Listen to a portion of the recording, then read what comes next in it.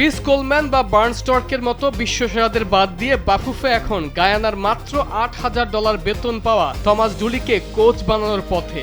আর এই খবর ফাঁস হতেই ক্ষোভে ফেটে পড়েছেন সমর্থকরা। টাকা লাগলে টাকা নে, ভালো মানের কোচ দে, এমন সব স্লোগানে রাজপথে নেমে এসেছেন দেশের ফুটবল প্রেমীরা। সমর্থকদের পরিষ্কার কথা, তথাকথিত ডুলি নাটক কোনোভাবেই মেনে নেওয়া হবে না। আর এই আপত্তির মূলে রয়েছে ডুলির ব্যর্থ কোচিং ক্যারিয়ারের একের পর এক হতাশাজনক পরিসংখ্যান। সমর্থকরা বলছেন, যাকে হাই প্রোফাইল ভাবা হচ্ছে তার কোচিং রেকর্ড আসলে অত্যন্ত সাধারণ। 2014 থেকে 2018 সাল পর্যন্ত ফিলিপাইন জাতীয় দলের দায়িত্ব সামলানোর পর ডুলির ক্যারিয়ার গ্রাফ কেবল নিচের দিকেই নেমেছে।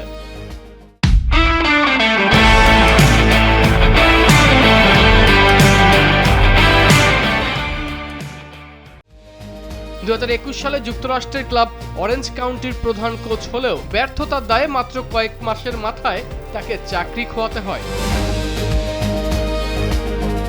এরপর 2022 সালে আবারও ফিলিপাইনের ডাগ আউটে ফিরলেও মাত্র 4 ম্যাচের মধ্যে 3টিতে হেরে লজ্জাজনকভাবে বিদায় নেন তিনি। আর সর্বশেষ গায়ানা জাতীয় দলের হয়ে তার পারফরমেন্স ছিল এক কথায় ভয়াবহ।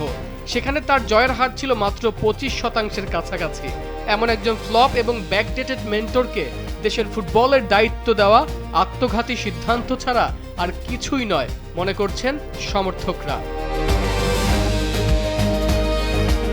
সমর্থকদের কারো কারো দাবি, টেকনিক্যাল ডিরেক্টর টিটুর ইন্ধনেই মূলত কাবরেরার চেয়েও কম বাজেটের কোচ নিয়োগ দেওয়ার ছক সাজিয়েছে ফেডারেশন। যেখানে কাবরেরার মাসিক বেতন ছিল $13,500, সেখানে গায়ানা জাতীয় দলের সাবেক কোচ ডুলির বেতন মাত্র $8,000।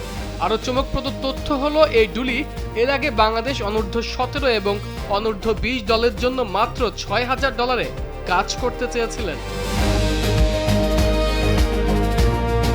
পুরো 4 জনের বিদেশি কোচিং স্টাফ সহ মাত্র $30,000 এই যুগে কেমন মানের কোচ পাওয়া যাবে তা নিয়ে উঠছে বড় প্রশ্ন। অথচ 10-11 তারিখের ভেতর এই ডুলিকে হেড কোচ হিসেবে ভেতরে ভেতরে চূড়ান্ত করে ফেলে এখন স্রেফ আলোচনার নামে নাটক সাজিয়ে সমর্থকদের বোকা বানাচ্ছে কমিটির সদস্যরা, এমনটাই অভিযোগ সমর্থকদের। আরমান হাসান, কালবেলা।